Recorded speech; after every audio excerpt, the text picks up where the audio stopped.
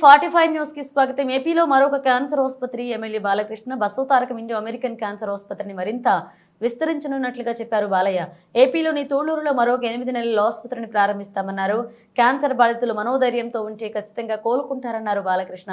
Basavatarakam Indo American cancer ఆసుపత్రిని మరింత విస్తరించనున్నట్లుగా MLA Nandamuri Balakrishna తెలిపారు. విస్తరణలో భాగంగా ఏపీలోని తూళ్లూరులో మరొక 8 నెలల్లో ఆసుపత్రిని ప్రారంభిస్తామన్నారు.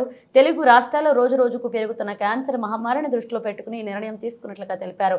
ఈ రోజు హైదరాబాద్లోని క్యాన్సర్ ఆసుపత్రిలో ఆంకాలజీ యూనిట్ను ప్రారంభించారు. ఈ సందర్భంగా ఆయన మాట్లాడుతూ పీడియాట్రిక్ అలాగే వార్డు పీడియాట్రిక్ ఐసీయూను ప్రారంభించడం ఆనందంగా ఉందని తెలియజేశారు.